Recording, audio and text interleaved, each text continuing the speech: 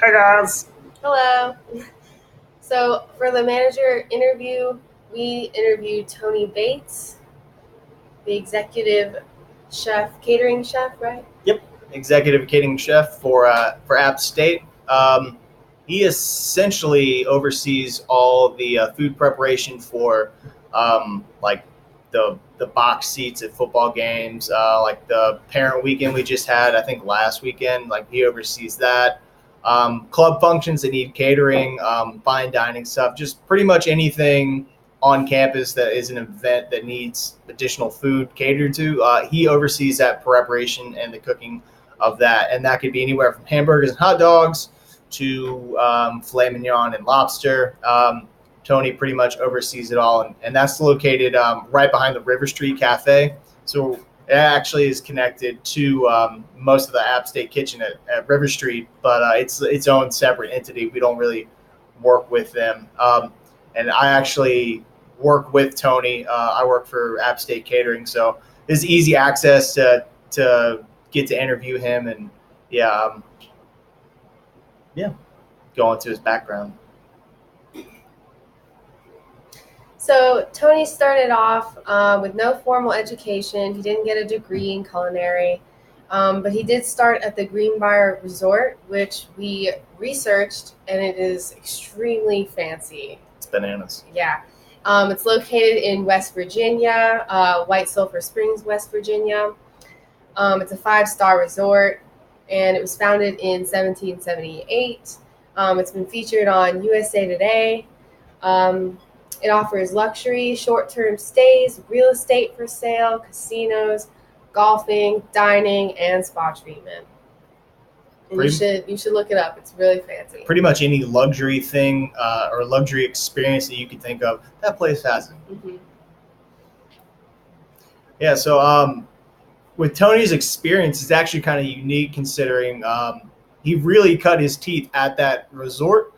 And it's unique in the sense that a lot of times restaurant professionals job hop quite a bit.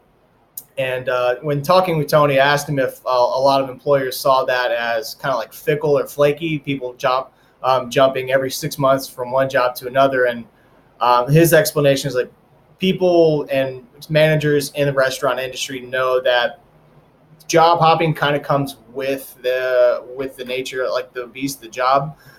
If you think about the success rate for restaurants, it's notoriously terrible. Restaurants aren't that successful in the long term. So if you think about that as far as the job market goes, you know, it might be your restaurant was closing down, or maybe a better opportunity presented itself, but you're always trying to climb up this ladder.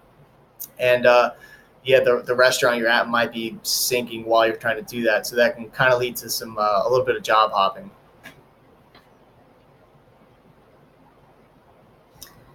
So the main thing that he talked about when we asked him what he looked for in an employee was what their motivation was and where it came from. He talked about how being self-motivated is much like stronger, and it's more of what he looks for rather than just being motivated, because you can be motivated by money or um, you know like getting a higher paying job, but you can only go so far with that kind of motivation, from as opposed to being self motivated. It comes from within. It's more about your passion and your drive, and you're more willing to be hardworking. um, yeah. Yeah, that self motivation really plays into the kind of honing your craft and really being able to take pride in your work.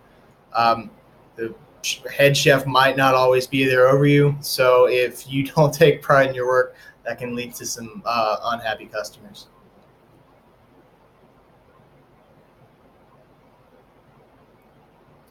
Um, so with job satisfaction, being in a managerial role, um, overall, Tony said he was really content with the job. He really seems to enjoy it. Just from like what he said in the interview, and also just from what I've seen, he really likes to have fun at work. He's very hands-on. It's very playful and funny, which is nice considering that it's a very demanding job. You're on your feet, It can be hot, very hectic, and a lot of people flying around. To have someone that's funny and light and is willing to get in there with you and help you out with whatever you have, it can be really nice. So very hands-on person, and really genuinely seems to like what he does.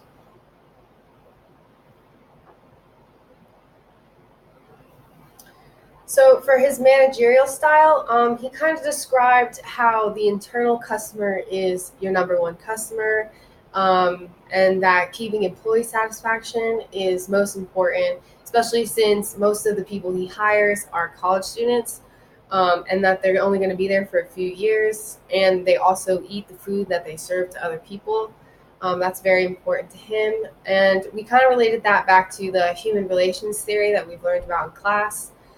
This theory of management that views the organization as a social system, and that seemed to be very important to him. Like Alex was saying, he likes to, interact with his employees and like jump in, like wash dishes if he needs to. He likes to be there and be present and answer any questions anyone has. So there's not a lot of structure. The hierarchy isn't as defined and as prominent.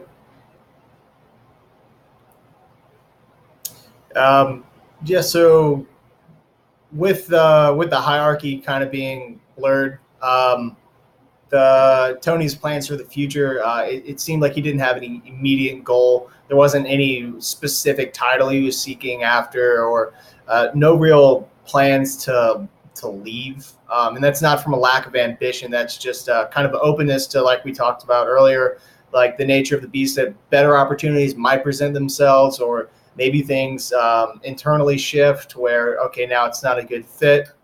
But he's, overall content with the job. So there's no real impetus to leave right now. And yeah, just kind of happy with what he's got going on right now. So one of the last questions we asked was, if you could, would you change your path, go back in the past and do something differently? And one of the quotes that we really liked, we decided just to put it in the PowerPoint, was, hindsight is always 20/20. I love to cook. Could I have made some of my choices differently to benefit my future more? Yes, but I was put on this path for a reason. That's where I was supposed to be. And it's hard to choose path given there's rarely a traditional path towards these kinds of positions. So his quote really reflects that. Yeah, I think it's kind of unique that that he's one of the few managers I've actually met that's really just genuinely like content and happy with what they're doing. A lot of managers are usually really stressed and wanting to get out, and he seems to really like what he's got. And yeah, I think that that pretty much wraps it up for our interview with executive chef of catering, Tony Bates. So yeah, thank you.